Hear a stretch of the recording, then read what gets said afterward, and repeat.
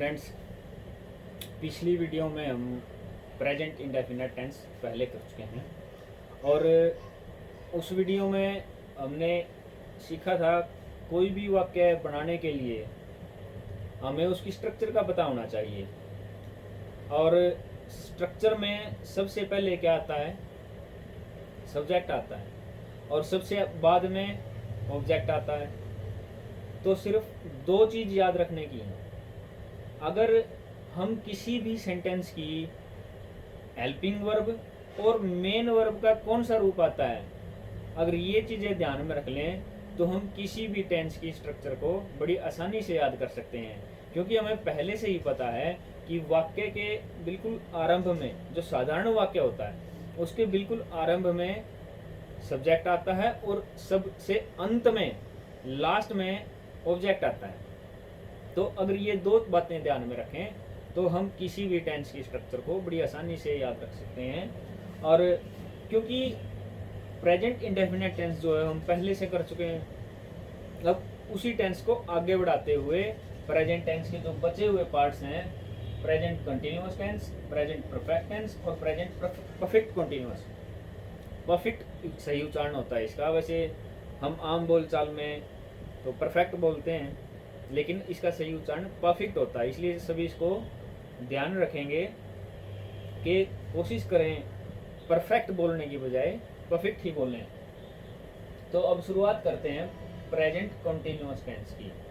सबसे पहले हमें पता होना चाहिए कि इसकी पहचान क्या है, इसमें हमें कैसे पता लगेगा। अभी प्रेजेंट कंटिन्यूअस टेंस है तो इसके अंत में जो है वो रहा है, रहे हैं, रही हैं आदि आते हैं। जैसे वह खेल रहा है, मैं पढ़ रहा हूँ, तुम नाच रहे हो, सोहन छत से कूद रहा है, हम सभी बात कर रहे हैं।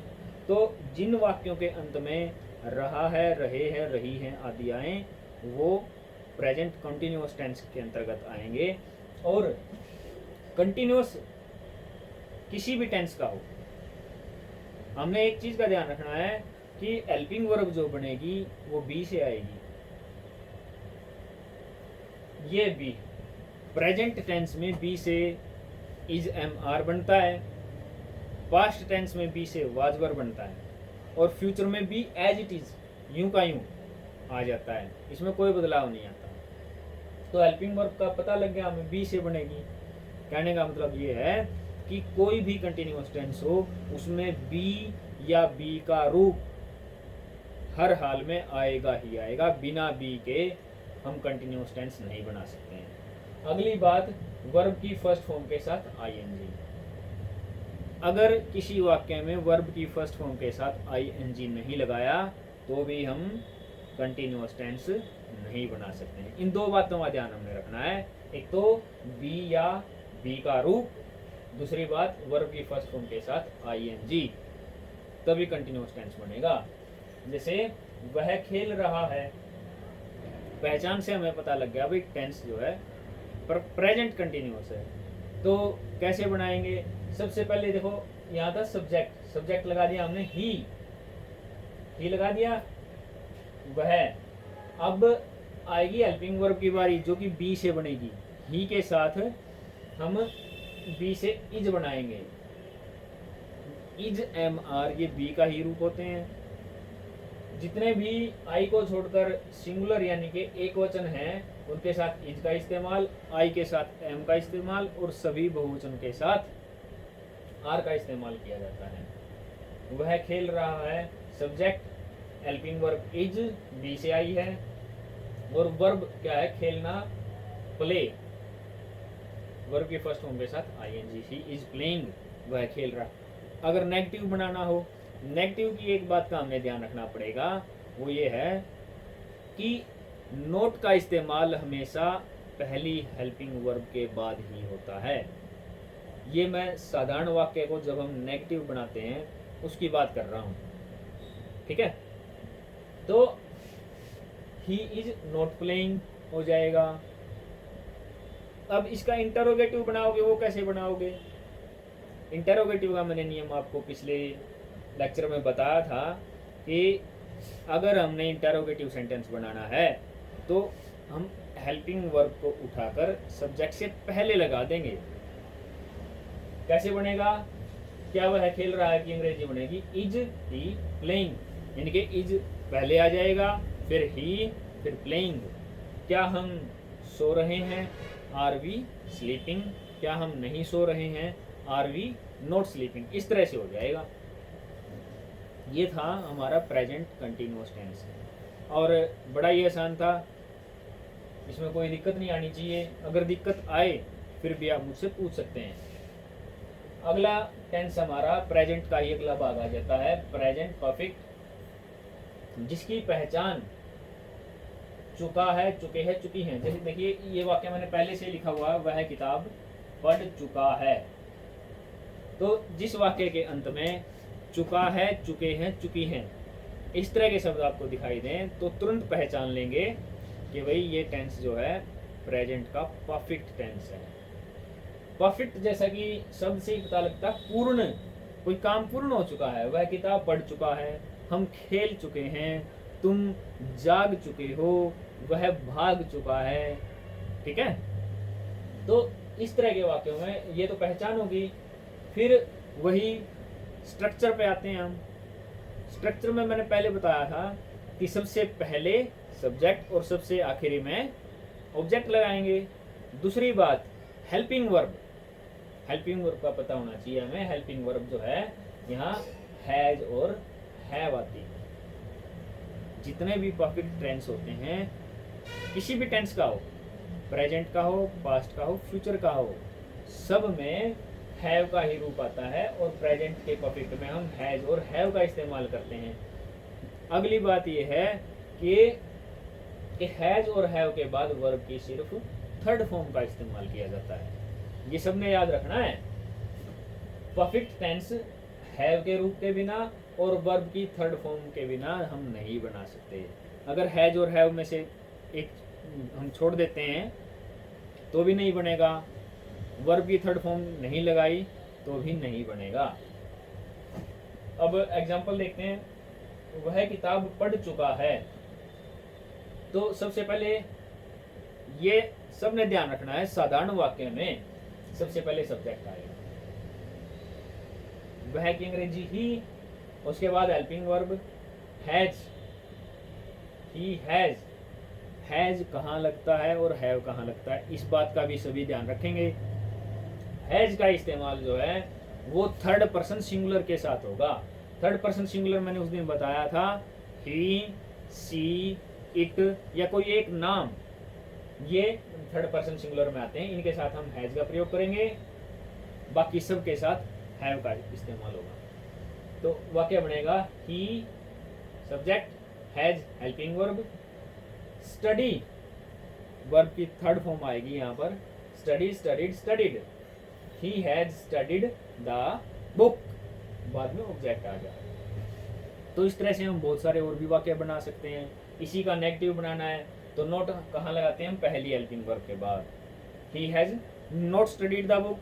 इंटेरोगेटिव बनाएंगे मान लो तो कैसे बनाएंगे, हैज, हैज को हम ही से पहले ले जाएंगे, सब्जेक्ट से पहले लेकर जाना है, इंटेरोगेटिव पर्सन बनाना है। तो has he studied the book,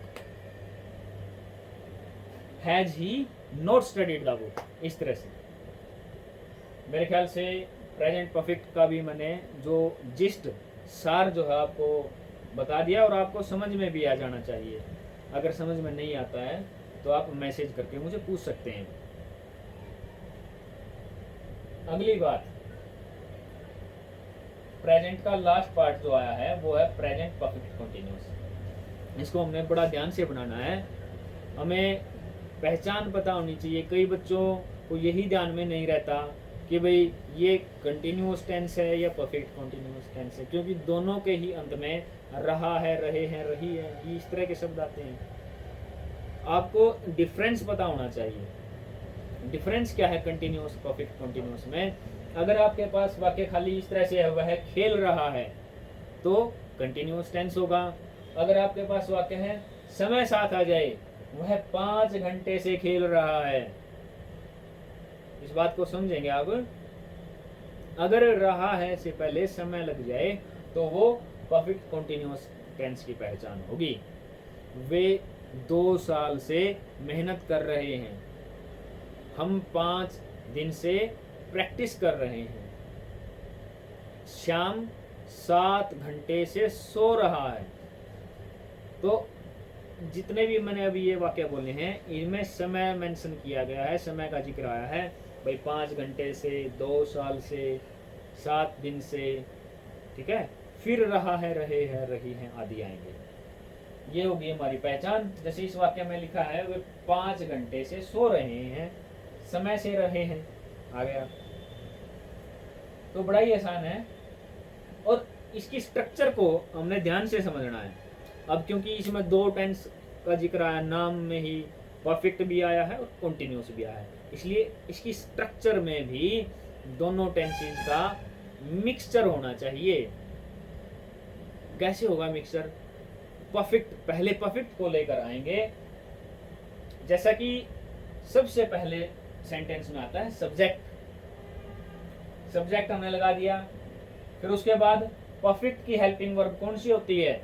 has और हैव होती है। हैज और हैव लगा दी। अब कंटिन्यूअस की हेल्पिंग वर्ब नहीं लगाएंगे तो कंटिन्यूअस रूठ जाएगा, इसलिए हमने कंटिन्यूअस की हेल्पिंग वर्ब भी हम बी, कंटिन्यूअस के बारे में मैंने बताया था कौन सी हेल्पिंग वर्ब होती है, ऊपर बताया था। ये देखो सबसे ऊपर बी, बी का रूप आना इसमें जरूरी होता है। तो परफेक्ट कंटिन्यूअस में यहाँ बी का रूप हमने बी लगाया। और क्योंकि हैज और हैव के बाद वर्ब की कौन सी फॉर्म आती है? थर्ड फॉर्म आती है, जिसकी वजह से इस बी का बीन बन गया। ये बात समझने की है कि भाई यहाँ बी का रूप में इजमार क्यों नहीं आया, बीन क्यों आया? ये इसलिए आया बीन क्योंकि ये हैज और हैव के बाद आया है, और हैज और हैव के बाद हम कभी भी फर्स्ट फॉर्म नहीं लगा सकते। तो बी का शुद्ध रूप लिखने की बजाय इसकी थर्ड फॉर्म हमने यहाँ लगा दी। इस तरह से हम देखते हैं कि यहाँ हेल्पिंग वर्ब के हिसाब से हमने परफेक्ट टेंस की हेल्पिंग वर्ब भी लगा दी है और कंटिन्यूअस की भी हेल्पिंग वर्ब हमने लगा दी है। सब्जेक्ट प्लस हैज या हैव प्लस बीन। और आगे क्या कंटिन्यूअस में दूसरी बात क्या जरूरी थी? वर्ब की फर्स्ट फॉर्म के साथ आईएनजी। तो स्ट्रक्चर बन जाती है हमारी subject plus has have plus been plus verb की फर्स्ट फॉर्म के साथ आईएनजी, फिर ऑब्जेक्ट आएगा और फिर समय सिंस और फॉर के साथ हमने टाइम लगा देना। ये हमारी स्ट्रक्चर हो जाएगी। और अगर इसको अंग्रेजी में ट्रांसलेट करें तो हो जाएगा सब्जेक्ट वे, दे, थर्ड पर्सन सिंगुलर को छोड़कर बाकी सबके साथ हैव, यानी कि ही, सी, इट, या किसी नाम को छोड़कर जितने भी सब्जेक्ट होंगे सबके साथ हैव का इस्तेमाल होगा। इस बात को ध्यान में रखते हुए दे के साथ हमने हेल्पिंग वर्ब लगाई है have. They have been sleeping for 5 hours.